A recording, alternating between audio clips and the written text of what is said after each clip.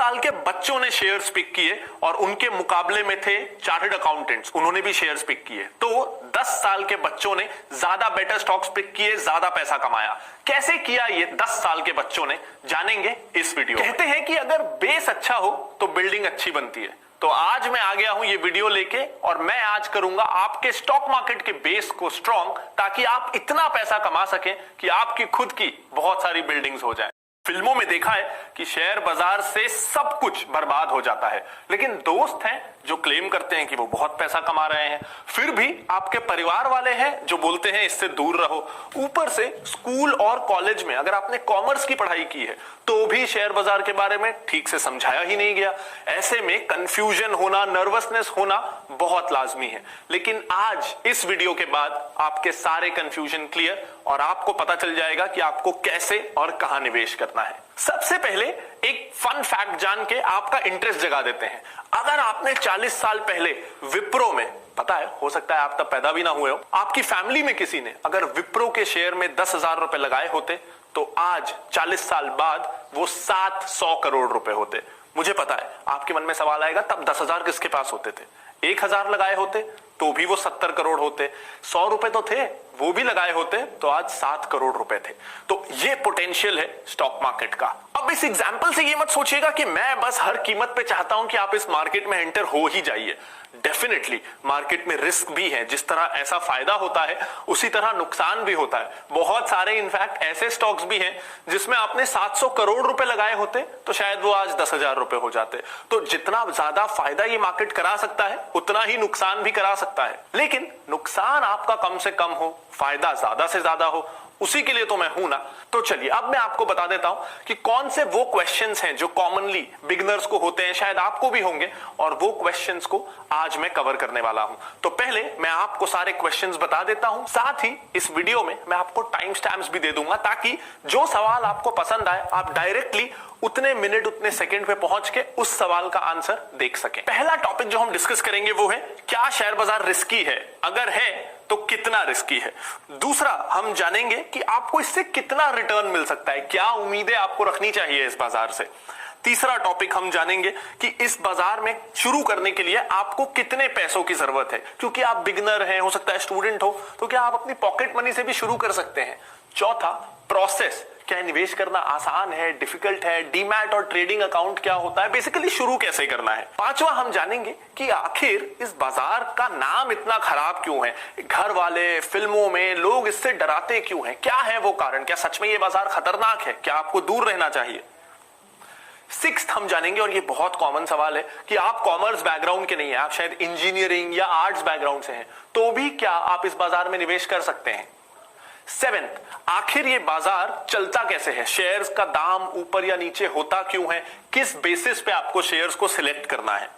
और आठवां हम जानेंगे कि अगर आपको इन डेप्थ नॉलेज चाहिए तो कौन सी वो बुक्स हैं, कौन से वो कोर्सेज हैं, करियर कैसे बनाया जा सकता है, ब्लॉग्स या मैगजीन्स कौन सी पढ़नी चाहिए। तो बेसिकली कैसे आप अपनी लर्निंग को कंप्लीट करें वो डिस्कस करेंगे इस वीडियो के एंड में। तो पहला सवाल, क्या शेयर बाजार रिस्की है। अब मैं ये आपसे पूछता हूं एक बेसिक एग्जांपल के जरिए। बेसिकली जब आप कोई शेयर खरीद रहे हैं तो आप उस कंपनी में एक छोटी सी ही सही हिस्सेदारी खरीद रहे हैं, इसीलिए उसका नाम शेयर है कि आप उस कंपनी के को ओनर बन रहे हैं। तो अब आप मुझे बताइए, अगर आप अपने किसी दोस्त के बिजनेस में पैसा लगाते हैं, किसी रिलेटिव के बिजनेस में पैसा लगाते हैं, तो वो बिजनेस अच्छा नहीं चला तो आपका पैसा डूबेगा, ये रिस्क तो है। तो उसी तरह आप शेयर बाजार में भी बड़ी कंपनियों में निवेश कर रहे हैं, किसी टाटा की कंपनी में, रिलायंस की कंपनी में, गोदरेज की कंपनी में। अब अगर वो कंपनी डूब गई तो आपका पैसा डूब जाएगा। अगर वो कंपनी ने बहुत अच्छी ग्रोथ दिखाई तो आपका पैसा भी बहुत अच्छे से ग्रो करेगा। ये बिल्कुल ऐसे ही है जैसे आप किसी फैमिली मेंबर या दोस्त के बिजनेस में पैसा लगाते हैं, इस भरोसे पे कि अगर बिजनेस बढ़ा तो मेरे को मुनाफे का एक हिस्सा मिलेगा, अगर लॉस हुआ तो ठीक है मैं लॉस सहन करूंगा, आपको ब्याज नहीं मिलेगा। शेयर बाजार में भी ब्याज नहीं मिलता क्योंकि ये लोन नहीं है।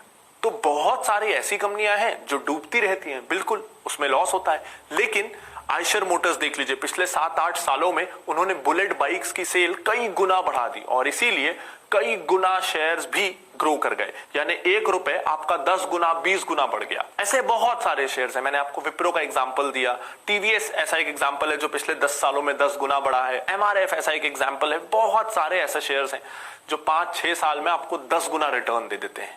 तो डेफिनेटली ये रिस्की है, लेकिन इसीलिए तो रिटर्न्स भी ज्यादा है। और रिस्क मिटिगेशन के तरीके, रिस्क को कम करने के तरीके तो हम इस वीडियो में डिस्कस करने ही वाले हैं। अब आता है दूसरा सवाल कि मुझे रिटर्न कितना मिलेगा।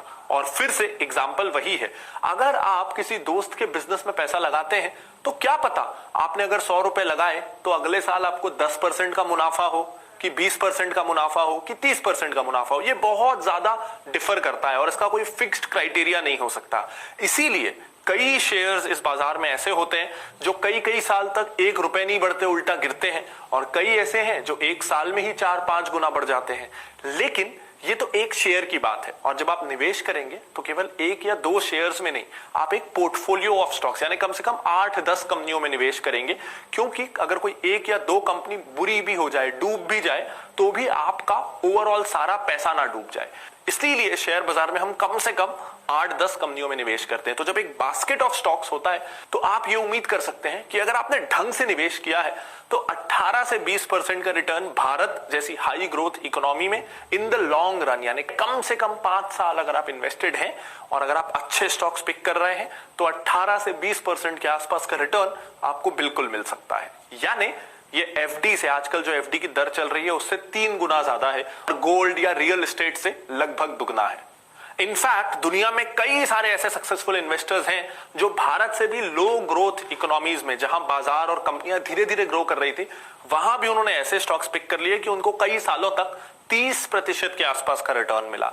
तो भारत में अगर आप 20% का रिटर्न एक्सपेक्ट कर रहे हैं तो ये गलत नहीं है, लेकिन उसके लिए स्टॉक पिकिंग अच्छी होनी चाहिए। कैसे ऐसे शेयर्स ढूंढें जो सच में ग्रो कर सकते हैं और आपके पैसे को भी ग्रोथ दिला सकते हैं, इस चीज को जानने के लिए आप इस वीडियो को जरूर देख लीजिएगा। इसका लिंक ऊपर कार्ड पे और इस वीडियो के डिस्क्रिप्शन में है। लेकिन उसके पहले इस वीडियो को पूरा देख लेना जरूरी है ताकि बेसिक कंसेप्ट्स क्लियर हो जाए। अब बहुत इंटरेस्टिंग सवाल, कितने रुपए से शुरू करना काफी है? देखिए, स्टॉक मार्केट में आप कितनी पूंजी लगा रहे हैं उससे बहुत ज्यादा जरूरी है कि आप कैसे शेयर्स में निवेश कर रहे हैं जो कितना कंसिस्टेंट रिटर्न देते हैं। एक एग्जांपल मैं आपको देता हूं, अगर आप केवल 1000 रुपए महीने से शुरू करें, जो मुझे लगता है कि हम में से काफी लोग शुरुआत के समय अफोर्ड कर सकते हैं कि महीने के 1000 रुपए हमको शेयर्स में लगाने हैं, और इस 1000 रुपए को आप हर साल 15% से बढ़ाइए। यानी पहले साल आप हर महीने 1000 रुपए निवेश करिए, साल के 12,000 रुपए। अगले साल से आप 15% बढ़ा दीजिए, यानी आप 1150 रुपए हर महीने निवेश करिए। और ऐसे हर साल जैसे जैसे आपकी इनकम बढ़े, आप स्टूडेंट लाइफ से हट के अर्निंग मेंबर बने, या आपका जॉब में प्रमोशन होगा तो सैलरी बढ़े, तो अगर आप ऐसा करते हैं 1000 रुपए से शुरुआत और हर साल 15% का इंक्रीमेंट, और आपको आपके इन्वेस्टमेंट पे केवल 15% का ही रिटर्न मिलता है, 18 या 20 भी नहीं, तो भी 1000 रुपए से शुरू करके 25 साल बाद आपके पास 1 करोड़ रुपए होंगे। इसमें की क्या है, आपको 25 सालों तक निवेश करते रहना है। दूसरा, आपको 15% अमाउंट बढ़ाते रहना है। तीसरा, आपको 15% का रिटर्न आना चाहिए। ये 3 चीजें हुई, 25 साल बाद 1000 से शुरू करके आपके पास 1 करोड़ रुपए होंगे। तो ये मैंने कैसे कैलकुलेट किया? SIP कैलकुलेटर के जरिए। इस कैलकुलेटर का लिंक आपको इस वीडियो के डिस्क्रिप्शन में मिल जाएगा, जिससे आप खुद फिगर आउट कर सकें कि अगर आप 2000 रुपए से शुरू करते हैं या 3000 रुपए से शुरू करते हैं तो आपके इतने साल बाद कितना अमाउंट होगा, ये आप खुद जान सकते हैं। कैलकुलेटर वीडियो के डिस्क्रिप्शन में है। चौथा सवाल कि इसे शुरू करना कितना आसान या मुश्किल है, अगर मुझे निवेश करना है तो क्या प्रोसेस है? प्रोसेस बहुत सिंपल है। आपको बस 3 डॉक्यूमेंट्स चाहिए, आधार कार्ड होना चाहिए, पैन कार्ड होना चाहिए और बैंक अकाउंट होना चाहिए। नहीं है तो खुलवा लीजिए। उसके बाद आजकल सारा प्रोसेस ऑनलाइन होता है। बहुत सारे ऑनलाइन डिस्काउंट ब्रोकर्स हैं। डिस्काउंट ब्रोकर्स इसलिए कि ये ब्रोकरेज लगभग 0 लेते हैं। तो आपको करना कुछ नहीं है। जीरोधा जैसे बहुत सारे ऑनलाइन डिस्काउंट ब्रोकर्स हैं। पर्सनली मैं जीरोधा को यूज करता हूं। आप भी जीरोधा में अपना अकाउंट खुलवा सकते हैं। उसका लिंक आपको इस वीडियो के डिस्क्रिप्शन में मिल जाएगा। 3-4 दिन में बिना किसी फिजिकल पेपर वर्क के ऑनलाइन आपका अकाउंट ओपन हो जाएगा। आप ट्रेडिंग शुरू कर सकते हैं। 300 रुपए में अकाउंट ओपन होता है और ब्रोकरेज या कमीशन ना के बराबर लेता है अगर आप इन्वेस्ट कर रहे हैं तो। यानी आप अगर शेयर्स खरीद के उसे रख रहे हैं, फिर 2-3 दिन या उसके बाद बेच रहे हैं तो आपको लगभग कोई कमीशन देना नहीं, ये लगभग फ्री है। कुछ बिल्कुल जरा से गवर्नमेंट टैक्सेस लगते हैं जो पता भी नहीं चलेंगे क्योंकि वो 0.1% से भी कम होते हैं। तो मैं पर्सनली जीरोधा यूज करता हूं क्योंकि ये बहुत सिंपल टू यूज है और बिगिनर्स के लिए बहुत इजी है। तो आप भी डिस्क्रिप्शन में जाके अकाउंट तुरंत खोल लो और 4 दिन बाद इन्वेस्टिंग शुरू। 5वां सवाल, अगर सब कुछ इतना अच्छा है तो शेयर बाजार का नाम इतना क्यों खराब है, क्यों लोग इससे डरते हैं? एक सिंपल रीजन बताऊं आपको, ये ना माइंडसेट का प्रॉब्लम है। जब हम प्रॉपर्टी खरीदते हैं तो कोई भी ऐसा सोचता है कि 4 महीने में दाम डबल हो जाए, 4 महीने में मैं बेच के निकल जाऊंगा। कोई गोल्ड लेता है तो पुश्तों को पास ऑन करते हैं लेकिन सोना बेचते नहीं। कोई ऐसा नहीं सोचता कि आज ले लेता हूं, 1 महीने बाद जब सोना बढ़ जाएगा तो बेच दूंगा। तो हम प्रॉपर्टी को बढ़ने का टाइम देते हैं, गोल्ड को बढ़ने का टाइम देते हैं। लेकिन आपको भी अगर आपके दोस्त बोलेंगे ना कि शेयर बाजार में आ जा, तो वो साथ में ये चीज जरूर बोलेंगे कि इसमें ना 1 दिन में मैंने 40,000 रुपए कमा लिए, 2 महीने में मेरा पैसा डबल हो गया। यानी उनकी उम्मीदें ही गलत रहती हैं। वो ये सोच के आते हैं, जो नए लोग आते हैं, कि बस मुझे अब रातों रात शेयर बाजार से अमीर बनना है। अब रातों रात अमीर तो लॉटरी से बना जा सकता है या कहीं जुआ खेल के अगर आपकी किस्मत अच्छी हो तो बना जा सकता है। तो अगर आप शेयर बाजार को जुआ जैसे खेलेंगे कि कंपनी के बारे में जिसमें आप ओनर बनने जा रहे हैं, जिसका शेयर आप खरीदने जा रहे हैं, उसके बारे में, उसका मैनेजर कौन है, कंपनी का बिजनेस मॉडल क्या है, ये सब पता किया नहीं, लेकिन बस कोई चार्ट देख लिया या किसी से सुन लिया और शेयर ले लिया, तो ऐसे में तो नुकसान होगा ही। तो इसी तरह लोग जल्दी पैसा कमाने के चक्कर में कोई 1 रुपए 2 रुपए वाला पेनी स्टॉक ले लेते हैं जिस कंपनी का कोई आगे पीछे कुछ नहीं है, ये सोच के कि ये 1 का 2 भी हो गया ना तो मेरा पैसा डबल।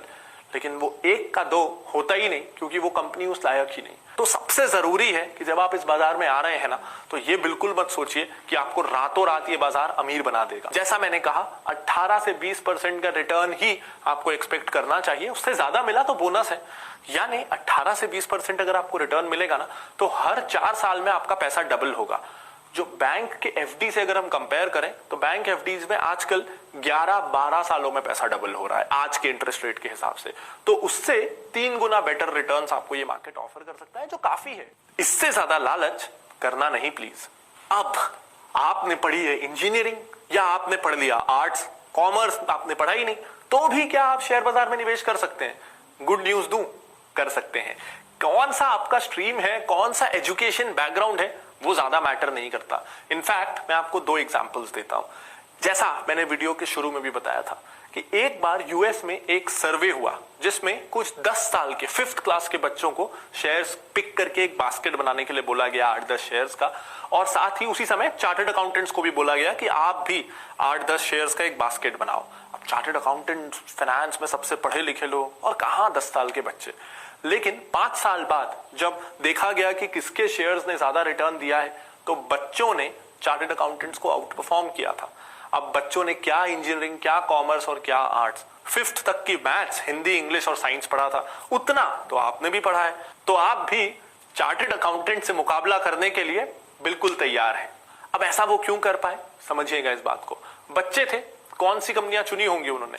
कैडबरी, डिज्नी, बारबी, इस तरह की कंपनियां जो उनको इंटरेस्ट दिलाती हैं, और वो उन प्रोडक्ट्स के कस्टमर्स हैं।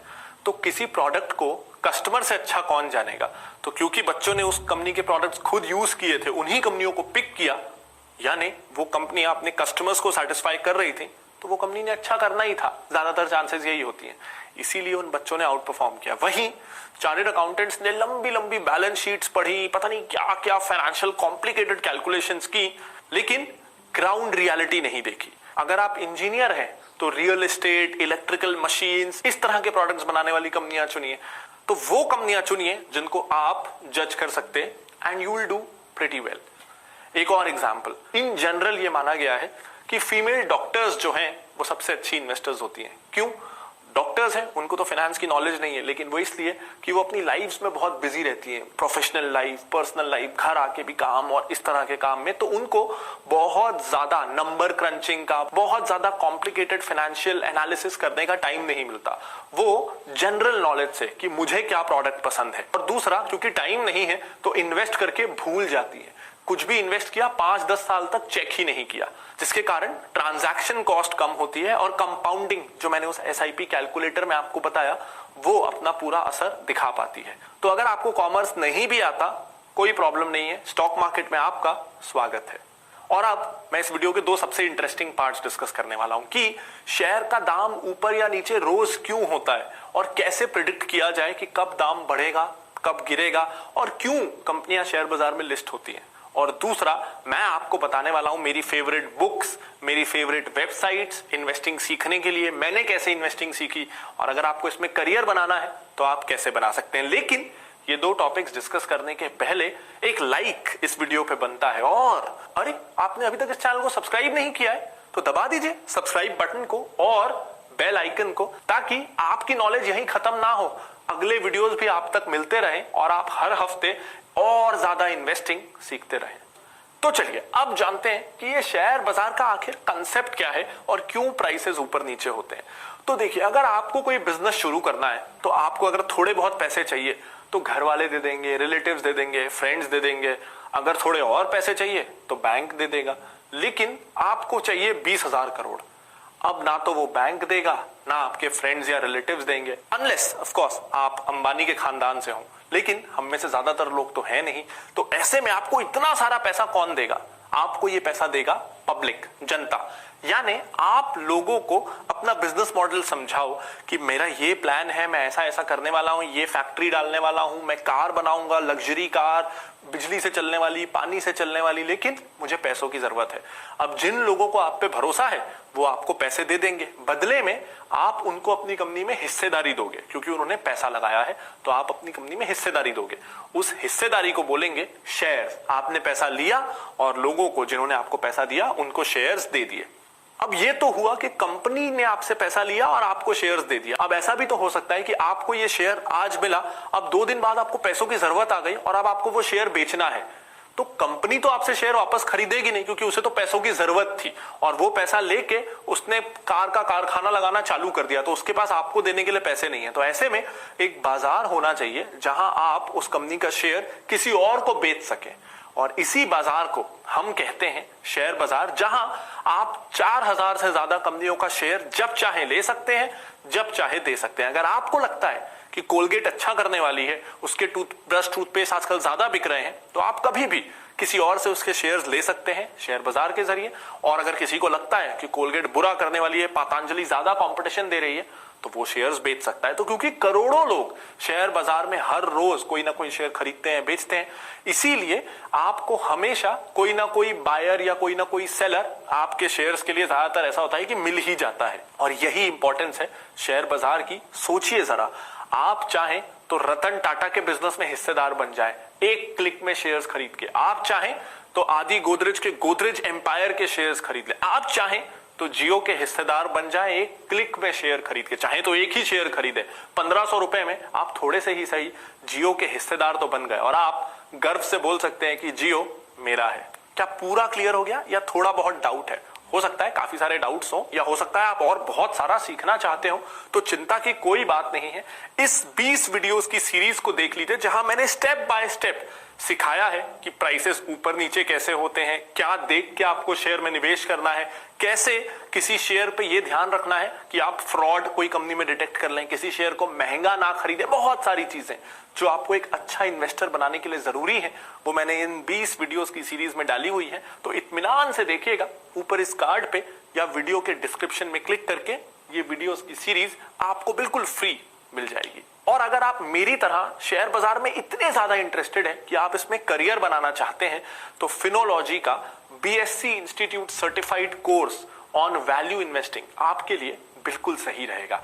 इस कोर्स में 1 साल तक लगातार हम आपको सिखाएंगे इन्वेस्टिंग के सारे एक्सपर्ट तरीके, और इस कोर्स के अंत में बॉम्बे स्टॉक एक्सचेंज की सब्सिडरी यानी BSc इंस्टीट्यूट आपका लेगा एक एग्जाम, और अगर आप उसमें पास हुए तो उनकी तरफ से आपको एक मिलेगा सर्टिफिकेट, जिससे आपको इस फील्ड में करियर बनाने में बहुत हेल्प होने वाली है। और अब हम डिस्कस करते हैं लास्ट पार्ट कि कौन से ऐसे बुक्स या सोर्सेज हैं जिससे आप इन्वेस्टिंग को घर बैठे सीख सकते हैं। तो ऑफ कोर्स हमारा वैल्यू इन्वेस्टिंग का कोर्स है, हिंदी इंग्लिश दोनों लैंग्वेजेस में अवेलेबल है।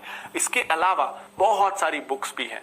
एक बुक है इन्वेस्टोनॉमी, और इस बुक में वो सब कुछ जो मैंने पिछले 6 सालों में सीखा है वो मैंने डाल दिया है। इस बुक को आप फ्लिपकार्ट, अमेजॉन कहीं से भी खरीद सकते हैं।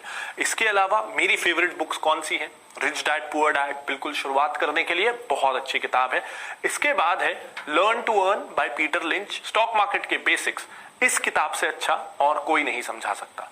इसके बाद थोड़े एडवांस लेवल की लेकिन बहुत बहुत क्वालिटी इंफॉर्मेशन वाली बुक है the education of a value investor by Guy Spier. तो ये चारों ही बुक्स का लिंक भी आपको इस वीडियो के डिस्क्रिप्शन में मिल जाएगा। अब मैं हफ्ते में एक बार वीडियो बना सकता हूं, तो बाकी के 6 दिन भी तो जुड़े रहना जरूरी है ना। उसके लिए आप मेरे साथ जुड़ सकते हैं ट्विटर, इंस्टाग्राम, फेसबुक और टेलीग्राम पे। जहां आप वहां मैं, हर प्लेटफॉर्म पे। और हर प्लेटफॉर्म में हम हर रोज सीखेंगे कुछ नया, हर रोज बनेंगे थोड़ा बेहतर और थोड़ा बेहतर इन्वेस्टर। तो इन चारों प्लेटफॉर्म्स में मुझे आपसे मिलने का इंतजार रहेगा। और अब मुझे पता है कि आप थोड़ा कॉन्फिडेंट फील कर रहे होंगे, लेकिन फिर भी पहला शेयर लेने से पहले डर बहुत लगता है। मुझे तो बहुत डर लगा था जब मैं पहला शेयर ले रहा था। तो आपकी ये इनिशियल जर्नी आसान बनाने के लिए, आपको पहले कुछ शेयर्स हैंड पिक करके देने के लिए, आप हमारी इस नई रिपोर्ट माय फर्स्ट इन्वेस्टमेंट को डाउनलोड कर सकते हैं इस वीडियो के डिस्क्रिप्शन में जाके। इस रिपोर्ट में आपको मिलेंगे 4 ऐसे स्टॉक्स जो हैं बहुत ज्यादा बिगिनर फ्रेंडली, सेफ और ऐसे जो आपके लिए जिनका बिजनेस समझना आसान रहेगा। तो आपका इनिशियल एक्सपीरियंस अच्छा रहे और आप अच्छी सेफ कंपनियों में निवेश करें, उसके लिए ये माय फर्स्ट इन्वेस्टमेंट रिपोर्ट आपके लिए परफेक्ट रहेगी। इसका लिंक वीडियो के डिस्क्रिप्शन में है। अगर आपके कोई भी डाउट्स हो जो मैंने इस वीडियो में डिस्कस किया, उसके रिगार्डिंग आपको कोई भी क्लैरिफिकेशन चाहिए हो, तो आप बिंदास जितने चाहें उतने कमेंट